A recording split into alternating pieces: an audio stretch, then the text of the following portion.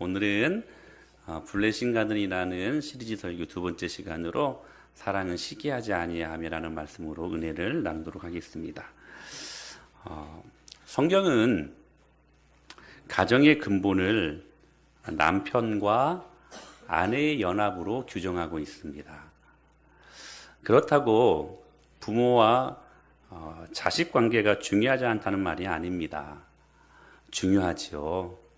그러나 모두 중요한 관계임에는 틀림이 없지만 그것이 가정을 이루는 근본 관계는 아니라는 것을 우리는 알아야 합니다. 유교적인 시각과 관점에서는 가정을 이루는 근본을 부모와 자녀의 관계로 두고 자녀가 효를 이루는 그러한 관계를 가정을 이루는 근본 관계로 말합니다. 성경이 그것을 부인하지 않습니다. 자녀들은 주 안에서 부모님들에게 순종해야 되고 그리고 공경해야만 합니다. 사실이지요. 그러나 엄연한 중요한 관계임에도 불구하고 그 부모 자녀 관계가 가정을 이루는 근본 관계는 아니라는 것을 말씀하고 있는 것이죠. 성경에 말씀하시는 가정의 근본은 남편과 아내의 관계입니다. 여러분 잘 생각해 보십시오. 닭이 먼저입니까? 알이 먼저입니까? 닭이 먼저이죠. 헷갈려 할 필요 없습니다. 닭이 먼저입니다. 마찬가지로 여러분 부부가 있으므로 무엇이 있습니까? 자녀가 있지요. 창세기 말씀을 보게 되면 하나님이 인간을 창조하실 때에 부부관계를 먼저 성립하시고 그리고 하나님의 가정을 이루어 가시는 그 은혜를 바라보게 됩니다. 부모, 자녀 관계가 아니라 아담과 하와라는 부부관계를 먼저 설정함으로 말미암아 그 가정의 뿌리를 부부로 두고 있는 것을 보게 되어지는 것입니다. 그러므로 부부가 있음으로 자녀가 생기고 자녀가 생겨나기에 그 자녀들이 또 장성해서 결혼해서 부모가 되는 건 아니겠습니까? 하나님께서는 이렇게 아담과 하와를 창조하셔서 두 사람이 부부가 되도록 그렇게 하셨다는 것입니다. 그래서 에베소서 5장 30절에서는 이렇게 말씀하십니다. 그러므로 사람이 부모를 떠나 그의 아내와 합하여 그 둘이 한 육체가 될지니 라고 말씀하십니다. 여러분 아십니까? 부부관계에 그 어떤 것도 이 관계를 끼워서 이 관계를 어지럽게 한 여러분 그 어떤 대상도 있어서는 안 된다는 것입니다. 가정이 행복하려면 가정에 늘 웃음꽃이 피려면 그 어떤 관계보다 부부의 관계가 바르게 정립이 되어야 한다는 사실이죠. 사랑하는 여러분, 그런 의미에서 부모가 자녀들에게 줄 수 있는 최고의 선물은 자녀가 원하는 값비싼 선물을 사주는 것이 아니라 자녀가 원하는 것을 다 해주는 게 아니라 바울은 그 비밀을 보고 있는 거예요. 부부가, 엄마, 아빠가 한 몸 되는 비밀을 통해 그 가정 안에 자녀들에게 사랑을 심어주고 그래서 가정을 만들어주는 것이 가장 큰 선물임을 바울은 이야기하고 있는 것입니다. 비록 지금은 가난하고 힘들게 살고 있지만 행복한 엄마 아빠의 모습을 자녀들에게 보여주는 가정이 있다면 여러분은 이미 여러분의 자녀들에게 큰 선물을 하고 있는 것입니다. 바로 이 부부관계를 위해 사랑장으로 불리우는 오늘 고린도전서 13장 본문을 통해서 진정한 부부관계, 더 나아가 하나님이 원하시는 가정의 행복을 위해 무엇이 필요한지 우리가 말씀으로 살펴보는 시간들을 갖도록 하겠습니다. 먼저 바울은 고린도전서 13장 1절 2절에서 이렇게 사랑을 정의합니다. 같이 한번 읽어볼까요? 시작. 내가 사람의 방언과 천사의 말을 할지라도 사랑이 없으면 소리나는 구리와 울리는 꽹과리가 되고 내가 예언하는 능력이 있어 모든 비밀과 모든 지식을 알고 또 산을 옮길 만한 모든 믿음이 있을지라도 사랑이 없으면 내가 아무것도 아니요 라고 말씀을 하시죠. 그 어떤 능력도 사랑보다는 못하다는 것입니다. 내가 사람의 방언과 천사의 말을 한다 할지라도 사랑이 없으면 뭐래요? 아무것도 아니랍니다. 이 말씀을 영어 성경에 보니까 nothing이라고 나와요. 사랑이 없으면 아무것도 아니다. 근데 제가 원어 성경을 보니까 nothing이 의미도 있는데 또 한 가지 중요한 의미가 있어요. 바로 vanity라는 말이에요. 무슨 말이냐면 허무하다라는 말이에요. 여러분 가정 안에, 부부 관계 안에 사랑이 없으면 여러분 아무것도 아니래요. 허무한 가정이 될 수밖에 없다는 거예요. 사랑하는 여러분, 여러분의 가정이 행복하고 여러분의 가정이 거룩하기를 원하십니까? 아멘입니까? 그렇다면 여러분 하나님의 사랑을 심으십시오. 그 사랑이 없으면 베니트, 허무하게 되어 있다는 사실입니다. 허무하게 되어 있대요. 그래서 여러분 세상도 사랑을 찾아 헤맵니다. 그래서 얼마나 여러분 화려한 미사역으로 사랑을 정의합니까? 생텍쥐베리라는 사람은 사랑을 이렇게 정의합니다. 사랑은 두 사람이 마주 쳐다보는 것이 아니라 함께 같은 방향을 보고 걸어가는 것이다. 이렇게 사랑을 정의합니다. 꽤 성경적이지요. 존 드라이라는 문학가는 이런 말을 합니다. 사랑은 두뇌의 가장 고귀한 죄이다.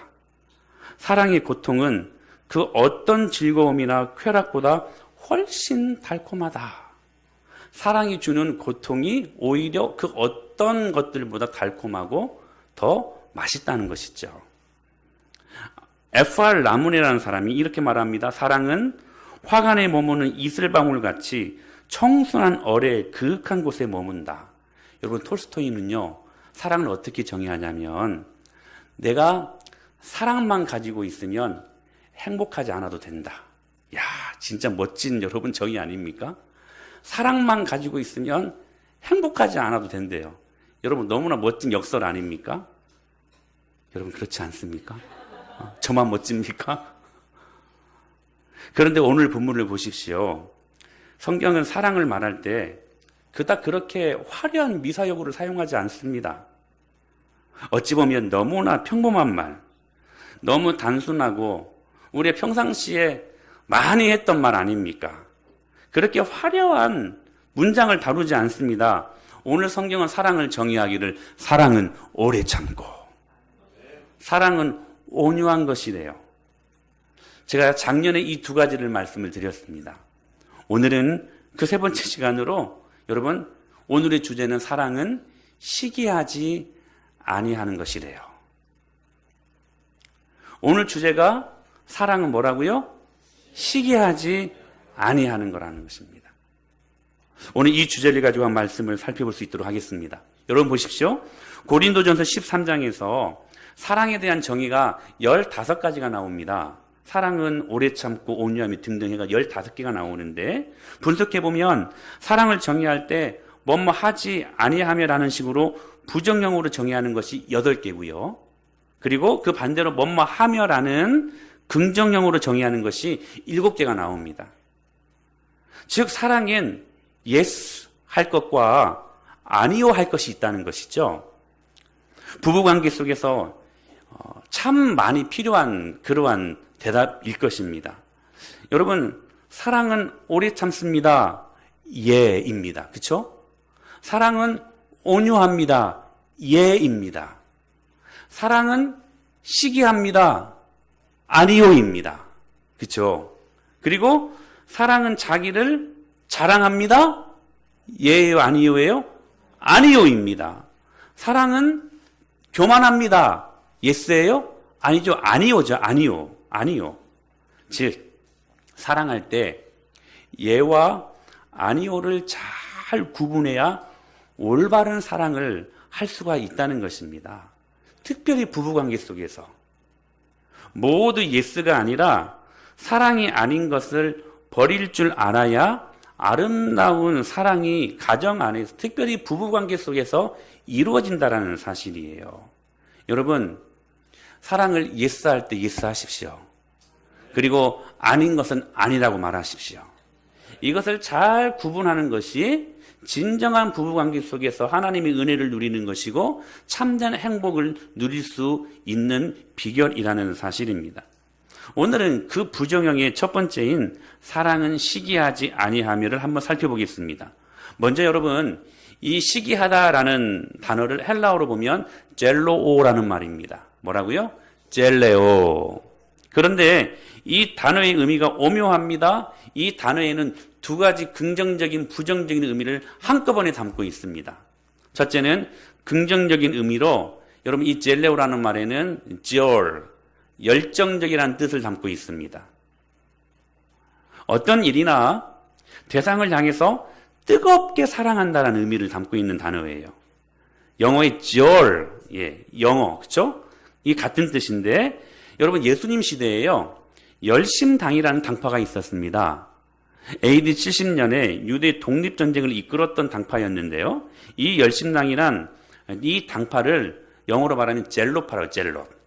같은 어근을 갖고 있죠. 이는 하나님의 율법에 열심이었던 사람들을 의미하는 그러한 당파, 당원들이었습니다. 먼저 이 긍정적인 의미인 열정에 대해 우리가 묵상해 보기를 원하는데 우리가 시기하고 때로는 투기하는 이유가 그 안에 무엇이 있기 때문이라는 거예요? 열정이 있기 때문이라는 거예요. 성경에서 하나님을 뭐라고 말씀하십니까? 질투하시는 하나님이라고 말씀하고 계셔요. 시기하시는 하나님. 하나님이 항상 좋은 것만 갖고 있는 줄 생각했는데 무슨 질투하시는 하나님이시래? 여러분 이상하지 않습니까? 여러분 여기서 질투는 긍정적인 의미의 열정을 담고 있는 것입니다. 출애굽기에서 이렇게 말씀하셨지요. 너는 다른 신에게 절하지 말라. 여호와는 질투라 이름하는 질투의 하나님이시라 라고 말씀하십니다. 그분의 이름이 뭐라고요? 질투래요. 그분의 이름이 질투래요. 무엇에 대해 질투하시느냐? 하나님은 우리를 향해 질투하시는 분이라는 거예요. 우리를 향하신 그분의 사랑이 열정적이시기 때문에 우리 마음이 그래서 하나님이 아니라 다른 우상들로 가득 찼을 때에는 주님이 그 열정을 갖고 질투하시는 분이시래요. 사랑은 열정입니다. 열정이 없는 사랑은 사랑이 아니지요. 한 사람에 대한 열정을 가지고 있기에 그 사이에 누가 끼는 것을 우리는 당연히 싫어하게 되는 것입니다.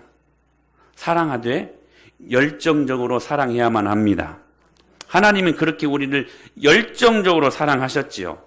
그렇기 때문에 우리 마음이 다른 우상이나 하나님이 아닌 것이 우리 중심을 차지할 때 하나님은 분노하신다는 사실입니다.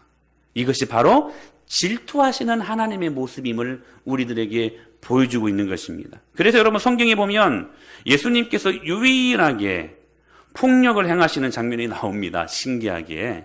주님은 친절하신 분이십니다. 주님은 온유하신 분이십니다. 아멘. 그분은 부드러운 분이십니다. 근데 그분이요 폭력을 행하신 적이 있어요.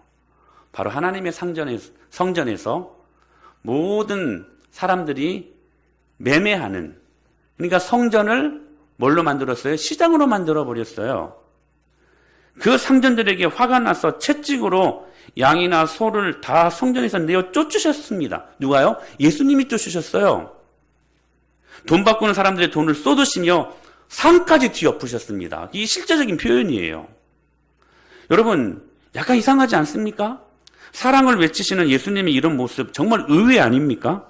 그런데 성경은 그런 주님의 행동에 대해 이렇게 설명하십니다. 제자들이 성경 말씀의 주회전을 사모하는 열심히 나를 삼키리라 한 것을 기억하더라. 여러분 이 행위가 예수님의 열심이었대요.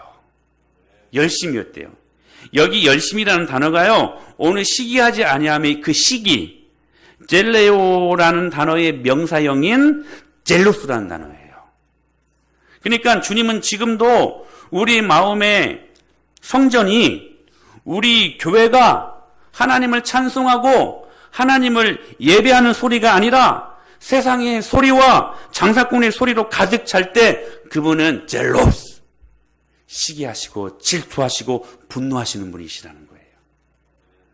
여러분 19세기 영국 소설가 중에 찰스 디킨스라는 분이 계시는데 이런 유명한 말을 남겼습니다. 질투를 느껴본 적이 없다고 말하는 사람을 믿지 말라. 그것은 결코 사랑을 해본 적이 없다는 뜻과 같다. 여러분 사랑하면 그 상대방이 자신만을 생각하기를 원하지 않습니까? 여러분 이게 욕심일까요? 아니요. 지극히 정상입니다. 제가 잘은 알지 못하지만 우리 김무성 성도님과 우리 최금수 집사님은 사랑하는 열정으로 결혼하셨습니다. 아멘입니까? 제가 잘은 모르지만 그러신 것 같아요. 그 못지않게 우리 오재영 우리 형님과 그리고 우리 김난희 집사님도 열정적인 사랑으로 결혼하신 분들이십니다. 아멘입니까? 여러분 그 열정 때문에 그 사랑으로 우리가 하나님의 은혜를 누리고 있는 것 아니겠습니까? 사랑하는 상대방이 다른 사람들에게 마음이 가 있으면 그건 죄이죠. 죄이죠. 그래서 여러분 만약에 그 둘 사이 누가 끼면 당연히 일어나는 시기는 긍정적인 의미의 열정이라는 것입니다. 열정. 둘째로 오늘 본문은 부정적인 의미로 쓰고 있는 단어인데 바로 시기하다, 투기하다라는 문자 그대로의 뜻을 갖고 있습니다. 영어로 jealousy라는 단어입니다. 사도 바울은 이 두 번째의 의미를 여기에서 사용하고 있는데 오늘 사도 바울이 사랑은 시기하지 아니하며라고 말 때에 이 시기는 사랑과 열정이 없는 부정적인 의미의 시기입니다. 여러분 긍정적인 의미의 이 열정, 이 시기는 뜨겁습니다. 그렇죠? 뜨거우니까 열정으로 사랑하는 거 아닙니까? 그런데 부정적인 의미의 이 jealousy, 여기에 해당하는 시기는 오히려 차갑습니다. 사람의 마음을 냉랭하게 만들어버립니다. 이 시기가 얼마나 무서운지 가정을 파괴하는 파괴력을 갖고 있다는 사실입니다. 여러분 시기의 역사는 인류 역사만큼이나 꽤 오래되었습니다. 최초 인류인 아담과 하와가 하나님을 등지고 타락한 이유도 여러분 이 시기 때문 아니었습니까? 사단은 하와를 이렇게 유혹합니다. 너희가 그것을 먹는 날에는 너희 눈이 밝아 하나님같이 될 것이다. 하나님같이. 여러분 하와가요 하나님을 부러워했습니다. 하나님을 시기했습니다. 하나님이 되고 싶어 했던 것입니다. 여러분 하나님이 되고 싶어하는 그 시기 때문에 그들은 타락했던 것이죠. 최초의 살인사건이 왜 일어났습니까 여러분? 아벨을 향한 가인의 시기가 살인을 만들어 놓은 것입니다. 그 전형적인 모델이 누구예요 여러분? 사울왕 아닙니까? 하루는 전쟁을 하고 나와 있는데 승리를 했습니다. 그 승리에 사람들이 환호를 하게 되지요. 근데 사람들도 조심해야 돼. 그렇죠? 외치기를 그 전에는 사울이 최고입니다. 우리 왕이시여 당신이 이 전쟁을 이기게 했습니다. 근데요 하루는 그 사람 백성들이 갑자기 사울이 듣기 싫은 말을 해요. 무슨 말을 하느냐? 사울은 천천히요 다윗은 만만이래요. 그 전까지 사울만 칭송하고 사울만 높였던 그들이요 이제는 다윗을 높이기 시작합니다. 여러분 사울왕이 꽤 괜찮은 왕이었거든요. 근데 그 순간 헷가닥해버립니다. 그리고 그 이후로부터 자 사울을 보기를 어떻게 바라보기 시작했냐면 보실래요? 시작. 그날 후로 사울이 다윗을 주목하였더라. 이 말씀 NIV라는 성경을 보니까 이렇게 해석하고 있어요. 제가 여러분 본토 발음으로 말씀드립니다. And from that time on Saul kept jealous eye on David.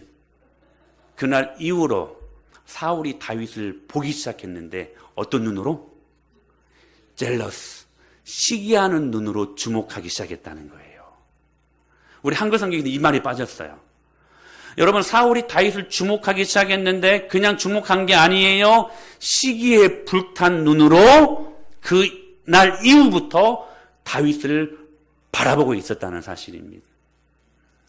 사랑하는 여러분, 그날 이후로 계속해서 사울은 일상생활 속에서 오로지 다윗만 질투하는 눈으로 바라보고 주목하고 있었다는 거예요. 어떻게 하면 저 다윗을 죽일 수 있을까 하는 생각 때문에 왕의 직무를 하나님이 그 사울에게 주신 위대한 달란트를 포기하고 그 직무를 제대로 수행할 수 없는 사람이 되어버린 거예요. 무엇 때문에? 시기 때문에. 여러분, 질투는 일상적인 삶, 정상적인 생활을 다 빼앗아가는 아주 무서운 파괴력을 가지고 있는 죄입니다. 여러분, 급기야 이 시기가 예수님을 죽이는 데까지 이르지 않았습니까? 아주 재미있는 이야기가 있어요. 어떤 수도사가 사막에서 고행하고 금식하며 수양을 하고 있었는데 그때 마귀가 그 수도사를 넘어뜨리려고 달라붙었습니다. 처음에는 여자로 유혹합니다. 근데요, 이 수도사가 전혀 요동치를 않았대요. 그 다음에는 먹을 것으로 유혹했답니다. 원래 수도사는 먹는 걸 잘 금하거든요. 먹을 것으로 유혹했는데 역시 수도사가 끄떡하지 않았대요. 이번에는 두려움과 물질 등등 그 외에 수많은 것들을 가지고 이 수도사를 유혹했지만 끄떡하지 않았대요. 그 마귀가 자기의 그 사명을 완수하지 못한 낙심된 상태로 돌아오던 도중에 한 늙은 마귀를 만났다고 합니다. 자네 왜 이렇게 낙심되었나? 젊은 마귀가 말했대요. 저 동굴 속에 있는 수도사는 정말로 지독합니다. 내가 아무리 넘어지게 하려고 그 어떤 유혹거리로도 그렇게 달라붙어서 유혹했는데도 끄떡하지 않았습니다. 끄떡하지 않았습니다. 그때 늙은 마귀가 말했대요. 내가 좋은 비법을 하나 가르쳐 주겠네. 그 수도사에게 돌아가 이렇게 한번 말해보게 하고 충고를 해주었다고 합니다. 이 젊은 마귀가 늙은 마귀의 충고대로 그 수도사에게 돌아가서 이렇게 말을 했대요. 수도사님, 당신의 친구가 며칠 전에 알렉산드리아의 대주교가 되었답니다. 그 말을 들은 이 수도사가 갑자기 표정이 일그러지면서 시기심과 분노로 가득 차게 되어 무너졌다는 그런 이야기가 있습니다. 사랑하는 여러분, 여러분 가정은 하나님이 주신 선물이고 축복입니다. 여러분 믿습니까? 다른 남편이 부럽고 다른 아내가 부럽고 다른 가정이 부러우면 절대로 안 됩니다. 물론 부러울 수도 있죠. 그 인간의 마음을 어떻게 하겠습니까? 그러나 더 나아가면 안 돼요. 중요한 것은 뭐냐면 그래서 내 남편에게 감사할 줄 모르고 그래서 내 아내들에게 감사할 줄 모르고 원망하고 만약에 불평으로 그것들이 이어진다면 그것은 죄가 된다는 사실입니다. 여러분, 우리 인생을 불행하게 만드는 것이 이러한 시기들이라는 거예요. 그래서 여러분 잠언서에서는 이렇게 말씀하십니다. 시작. 평온한 마음은 육신의 생명이나 시기는 뼈를 썩게 하느니라 라고 말씀하십니다. 시기가 뼈를 썩게 한대요. 뼈를. 그래서 오늘 본문은 뭐라고 말씀하세요? 사랑은 시기하지 아니하는 것이래요. 사랑은 시기하지 아니하며. 그렇다면 여러분, 이 시기를 제거하기 위해 분명히 가정을 무너뜨리게 하는 아주 무서운 감정 중에 하나가 시기인데 이 시기를 제거하기 위해 우리는 어떻게 해야 될까요? 제가 말씀을 준비하면서 주님이 주신 두 가지 방법이 있었습니다. 첫째로 여러분 꼭 기억하십시오. 가정을 무너지게 하고 부부관계를 어그러뜨리는 여러분 이 시기의 감정을 이기기 위해서 여러분들이 반드시 해야 될 것은 뭐냐면 따라서 하세요. 비교하지 말자. 비교하지 않는 것입니다. 아멘. 이런 재밌는 이야기가 있어요. 여자들이 싫어하는 여자들이 있답니다. 그것도 연령대별로 다르대요. 10대에는요. 얼굴 예쁘면서 공부까지 잘하는 여자아이. 싫대요. 여자들도 싫대요. 20대 성형수술을 했는데 티 안 나고 예쁜 여자랍니다. 우리 교회에도 몇 명 있어요? 제가 일부 예배 때는 우리 주은이를 칭찬했어요. 티가 안 나요, 티가. 제가 하인이를 보고 왜 쌍꺼풀이 없을까 했는데 너무 자연스러워요. 30대에는 결혼 전에 수없이 나이트 다니고 연애하고 그렇게 날라리처럼 놀았는데도 시집가서 정숙하게 잘 사는 여자. 40대 골프 치며 놀러만 다녀도 자식들이 대학에 딱딱 잘 붙어주는 여자. 50대에는요, 먹어도 또 먹어도 살 안 찌는 여자랍니다. 여러분, 싫대요. 그런 여자들도 싫대요. 왜 그럴까요? 비교하기 때문에 그렇죠. 여러분, 시기는 비교하기 때문에 일어나는 감정들입니다. 비교의 대상이 있기 때문에 일어나는 감정이 뭐냐? 시기라는 거예요. 그래서 여러분, 마태복음 20장에 아주 재미있는 비유가 나오죠. 포도원 품꾼 비유입니다. 주인이 하루는 포도원 일을 위해 알바생들을 구합니다. 품꾼 중에는 그래서 오전 9시에 온 사람도 있었고, 그리고 오전 12시에 온 사람도 있었고, 그리고 오후 3시에 온 사람도 있었고, 그리고 일이 6시에 마치는데 1시간 전 5시에 온 사람도 있었습니다. 그때까지는 아무렇지 않았어요. 재미있게 일했습니다. 그런데 문제는 뭐냐면 일당을 지급할 때 일어났어요. 왜? 오전 9시에 온 사람과 막 일 끝나기 1시간 전 5시에 온 사람과의 일당이 똑같은 거예요. 여러분, 오전 9시에 온 사람은 당연히 화나지 않겠습니까? 그런데 여러분, 화낼 필요 없었어요. 왜냐하면 여러분 보세요. 말씀을. 자, 그들의 반응이 어떻게 일어났냐면 그 집주인을 원망했대요. 비교하니까 시기가 일어났고, 시기가 여러분 무슨 마음을 줬냐면 원망하는 마음을 줬다는 거예요. 근데 원망할 필요가 없었다니까요. 왜? 이유가 뭐였냐? 그가 하루 한 데나리온씩 품꾼들과 약속하여 포도원에 들여버렸다는 것이에요. 여러분, 차등을 두고 일당을 준다는 말이 없어요. 그런 계약 조건이 없어요. 그들에게 있어서 계약 조건은 뭐였냐?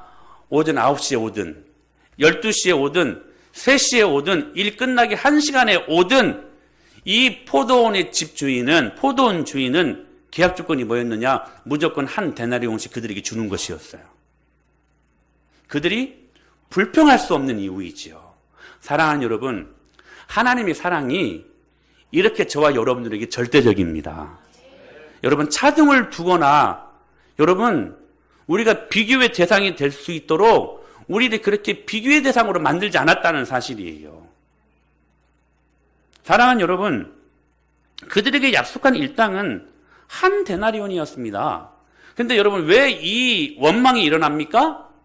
비교했기 때문에. 그렇잖아요. 자기가 여러분 한 데나리온씩만 가지고 집에 돌아가면 됩니다. 근데 비교했어요. 1시간 전에 온 사람과 내 일당이 똑같다니 그럴 필요 없거든요. 여러분, 최고 좋은 남편이 어떤 남편인 줄 아십니까? 옆집 남편이랍니다. 그런데 중요한 것은 이사 갈 때마다 그 옆집 남편은 항상 그 자리에 있습니다.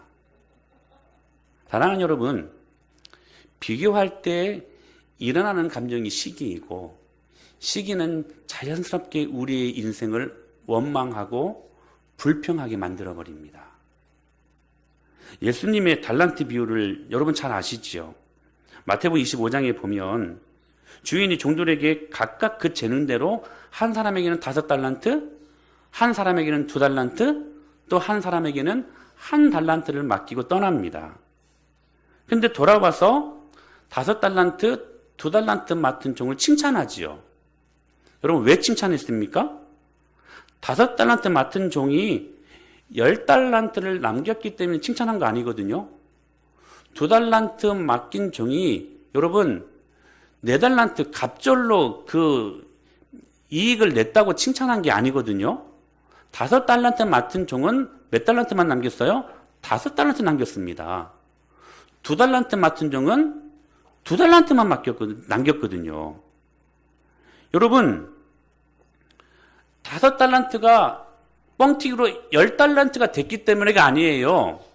여러분, 중요한 것은 뭐냐면 달란트 비유는 하나님께서 우리를 평가하실 때 상대적으로 평가하지 않고 절대적으로 평가하신다는 사실이에요.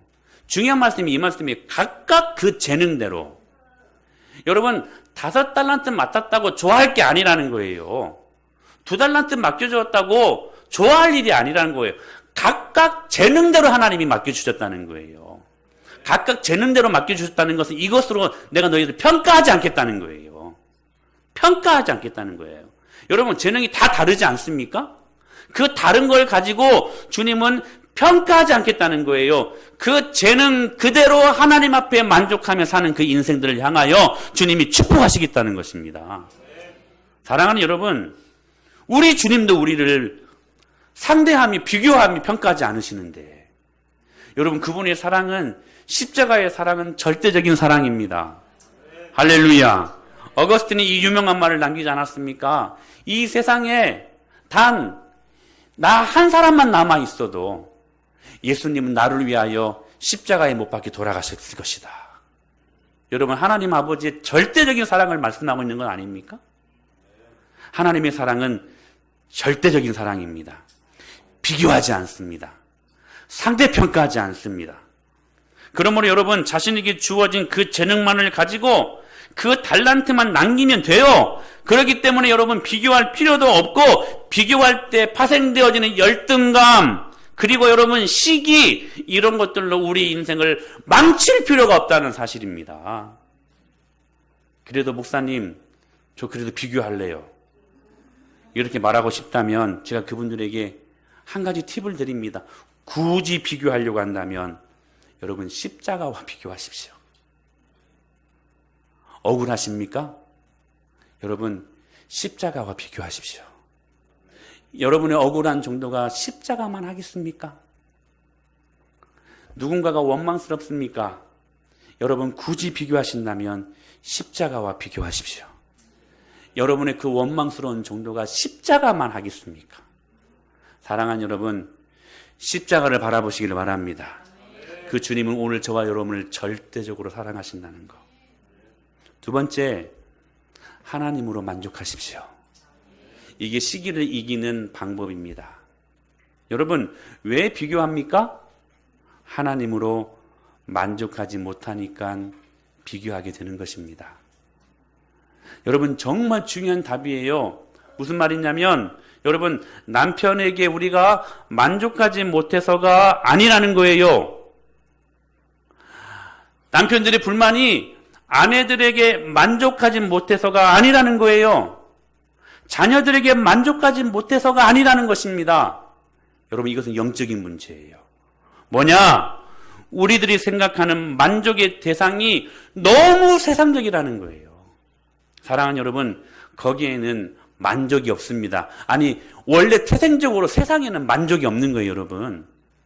지금도 세상 가장 큰 갑부를 록펠러라고 이야기해요. 록펠러. 뭐 빌 게이츠보다 더 부자라고 그래요. 그 재단이나 지금 후손들이. 근데 여러분, 록펠러가요, 예수님을 만나기 전에 한 기자가 물었대요.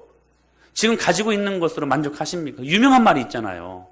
리들 모어, 리들 모어. 조금만 더, 조금만 더. 세상을 다 가진 사람 같았는데도요, 만족하지 못해, 만족함이 없었다는 거예요. 여러분, 세상은 그런 겁니다. 여러분, 우리에게 얼마의 정도의 부가 있고 명예가 있고 권력이 있으면 만족할 것 같죠? 아니요. 리들 모어. 이게 악한 본성을 갖고 있는 죄성 있는 우리들의 모습이에요. 세상을 가지고는 만족하니 없는 것입니다. 15평에 살 때 우리는 너무 감사했어요. 그런데 어느 순간 30평이 부럽고, 그래서 하나님이 30평으로 아파트를 옮기게 하셨어요. 거기에서 너무 감사했는데 그것도 몇 달 못 가요. 여러분, 만족함이 없는 거예요. 이제는 화장실 2개, 아니 2개로도 만족을 못해. 3개로 60평이 넘는, 여러분, 거기에 가면 만족할 것 같습니까? 아니에요. 만족함이 없어요. 이게 인간의 본성이에요, 본성. 목사님, 그래도 그렇게 한번 살고 싶습니다. 한번 살아보세요. 만족함이 없다니까요. 여러분, 하나님으로 만족하지 못하니까 그 허기진 마음을 다른 것으로 채우려다 보니까 자연스럽게 다른 남편에 내 남편을 비교하게 되고, 다른 아내에 내 아내를 비교하게 되고, 다른 자녀들에게 내 자녀를 비교하는 그러한 비교의 대상이 되어버린다는 사실이에요. 그래서 그 비교의 대상이 조금 잘 되는 것 같고 내가 없는 것 무엇인가 가지고 있는 것 같으면 거기서 불타오르는 시기가 만들어지는 것입니다. 사랑하는 여러분, 하나님으로 만족하십시오. 하나님으로 만족하십시오. 왜 비교하게 되냐면 하나님으로 만족하지 못하기 때문에 그렇다는 거예요. 상당합적으로 거울자라는 것이 있습니다. 거울자는 무슨 의미를 담고 있는 말이냐면 다른 사람들이 나를 어떻게 생각할까? 이 생각을 갖고 있는 거. 우리 인생들 가운데 이런 인생들 되게 많거든요. 저도 어떨 때는 그렇습니다. 그러니까 상대방이 나를 평가하는 것 갖고 내가 살아가는 거예요. 얼마나 힘들어요, 여러분. 네? 상대방이 나를 좋게 평가할 때는 천국에 갑니다. 근데 여러분, 상대방이 나를 좋게만 평가합니까? 나쁘게 평가할 때가 더 많잖아요. 그러면 끝없는 지옥으로 떨어져 가버리는. 그러니까 여러분, 결국 상대방 그 사람에 의해 조종되는 하루에도 상대방에 따라 수없이 천국과 지옥을 왔다 갔다 하는 그 인생. 여러분, 거울 자아를 갖고 있는 인생들 없습니까? 많을 거예요, 여러분. 내 인생을 못 사는 거예요. 그래서 상대방에게 끌려다니는 인생을 살 수밖에 없다는 거예요. 왜 그럴까요? 이유는 단순합니다. 하나님으로 만족하지 못하니까 자기 정체성을 깨닫지 못하는 거예요. 여러분, 우리가 얼마나 하나님께 귀한 존재라는 걸 여러분 알고 계십니까? 근데 그걸 몰라요. 그래서 계속 상대방의 평가에 따라 내 인생이 좌지우지 된다라는 사실이에요. 여러분, 저는 여러분들에게 감히 말씀드리기를 여러분 하나님이 허락하신 절대 거울을 가질 수 있게 되길 축원합니다. 절대 거울은 하나님으로 만족하고 하나님 눈에 비춰진 인생을 살아가는 거예요. 여러분, 거울자로 사지 마십시오. 하나님이 주신 절대 거울을 갖고 사시기를 축복합니다. 하나님은 그렇게 우리를 절대적으로 사랑해 주신 분이시라는 거예요. 이 비밀을 알았던 바울이요, 그 주님을 절대적으로 사랑합니다. 그리고 그 사랑으로 만족함을 체험합니다. 우리 빌립보서 4장 11절에 13절 말씀 보실까요? 시작. 내가 궁핍함으로 말하는 것이 아니라 어떠한 형태든지 나는 자족하기를 배웠노니 나는 비천에 처할 줄도 알고 풍부에 처할 줄도 알아. 모든 일 곧 배부름과 배고픔과 풍부와 궁핍에도 처할 줄 아는 일체의 비결을 배웠노라. 내게 능력 주시는 자 안에서 내가 모든 것을 할 수 있느니라 라고 말씀하십니다. 자, 보세요 여러분. 바울이 살았던 그 삶의 환경에 뭐가 있었냐면 비천한 상황이 있었대요. 그리고요, 배고픈 상황이 있었대요. 저 빨간 글씨를 잘못 썼네. 네. 배고픔인데. 그리고 궁핍할 수밖에 없었던 상황 속에 처해 있었대요. 여러분, 비천, 배고픔, 궁핍. 우리가 원하지 않는 여러분 환경 아닙니까? 근데 바울은요, 그 환경 속에서도 여기 자족이라는 말이 만족이라는 말이에요. 만족했대요. 감사했대요. 그 이유가 어디 있었을까요? 여러분 기억하십시오. 바울에게 있어서의 경험되어진 하나님의 사랑은 절대적인 것이었습니다. 그리고 그 절대적인 하나님의 사랑 때문에 바울은 만족할 수 있었어요. 그래서 여러분, 어떤 비천, 그리고 어떤 배고픈, 어떤 궁핍한 그러한 상황과 환경 속에서도 바울은 감사할 줄 알았고, 그리고 만족할 줄 아는 하나님의 그 절대적인 사랑으로 다른 것과 비교의 대상이 되지 아니하는 그 정체성을 갖고 하나님 나라를 이 땅 가운데 살 수 있었다는 사실입니다. 사랑하는 여러분, 영화 중에 이런 영화가 있었어요. 이 couldn't be better. 이보다 좋을 수는 없다. 여러분 그 영화를 보신 적이 있습니까? Good Enough라는 영화를 보셨습니까? 항상 만족스러움. 여러분, 제가 여러분들에게 행복한 가정생활이 부부관계가 될 수 있도록 한 가지 팁을 드리는데, 남편에게, 아내에게 여러분 사랑을 구걸하지 마십시오. 여러분, 우리는 그 사랑을 항상 구걸하지 않습니까? 좀 사랑해줘. 좀 내 생각 좀 해. 유나가 왜 웃니? 당신 생각만 말고 내 생각 좀 해줘. 여러분, 사랑을 구걸할 때가 있지 않습니까? 여러분, 인간 안에는 아무리 뒤져봐도 죄밖에 없습니다. 그게 인간입니다. 아멘? 그게 여러분 인간관이 성경에서 말씀, 만물보다 더 심히 부패한 게 사람 마음이래요. 아무리 뒤져봐도 죄밖에 없는 남편과 아내, 여러분 무엇을 바랄 게 있겠습니까? 아닙니까, 여러분? 그러나 기억하십시오. 하나님으로 만족하면 그 만족 때문에 다른 것으로 사랑을 채우지 않아도 됩니다. 부부관계가 이래야 돼요. 부부관계가. 여러분, 하나님으로 서로 만족할 때 부부관계에 진정한 만족이 오는 것입니다. 아멘. 다시 사랑을 구걸하지 마세요. 하나님 사랑으로 남편은 남편으로 하나님 사랑으로 만족해 있으시길 바랍니다. 아내도 마찬가지예요. 하나님의 사랑으로 만족해 있으면 여러분 이 만족이요 서로에게 흘러가요.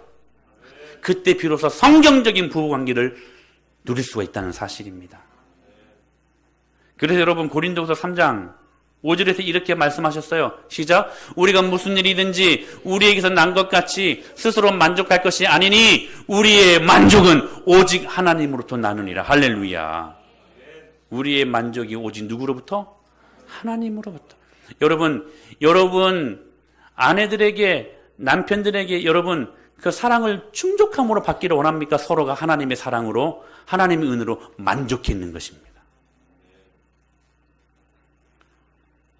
다윗이 시편 23편에서 뭐라고 고백하냐면 여호와는 나의 목자시니 내가 부족함이 없으리로다라고 고백하고 있습니다. 무슨 말이에요? 광야 한복판에 있었지만 환경과 상황이 그의 인생을 부족하게 만들지 않았다는 거예요. 무슨 말씀입니까? 다윗이 광야 한복판에서 하나님의 사랑으로 만족해 있었다는 거예요. 여러분, 그 만족함이 어떤 결과를 여러분 만들어냈습니까? 어떤 일들이 일어났습니까, 여러분? 내가 사망의 음침한 골짜기를 다닐지라도 해를 두려워하지 아니할 것은 주께서 나와 함께 하심이라. 주의 지팡이와 막대기가 나를 안위하시나이다. 시편 3편 6절에 이렇게 말씀하세요. 천만인이 나를 애워싸 진친다 하여도 나는 두려워하지 아니하리로다. 여러분, 하나님으로 우리가 만족해 있을 때에 그 어떤 환경과 그 어떤 상황도 우리를 두렵게 할 수 없는 것입니다. 사랑하는 여러분, 하나님으로 만족해 있으시길 축복합니다. 5만 번 이상의 기도 응답을 받았던 조지 뮬러가요, 미국 순회 집회를 하는 도중에 굉장한 부자를 만납니다. 간증과 말씀을 증거할 때 이 부자가 은혜를 받고 도움을 주고 싶어, 도네이션 하고 싶어서 조지 뮬러에게 이렇게 물었다고 합니다. 당신이 뭐가 제일 필요로 하고 있습니까? 다 드리겠습니다. 그랬더니 이 조지 뮬러 목사님이 이렇게 답했다고 그래요. 저는 예수님만 필요합니다. 주 예수님만 필요합니다. 그분이면 족합니다. 예수 그리스도면 충분합니다. 그 위대한 고백을 했다고 합니다. 정말 조지 뮬러 목사님은요, 부한 인생을 살았어요. 물질이 많아서 다른 것들에 여러분 만족할 수 있는 상황 때문에 아니요. 예수님으로 만족하면 여러분 부부관계에 만족함이 임합니다. 구걸하지 마세요. 예수님의 사랑으로 가득 차 있으십시오. 이때 우리는 블레싱 가든. 기억하십시오, 여러분. 사랑은 시기하지 않는 것입니다.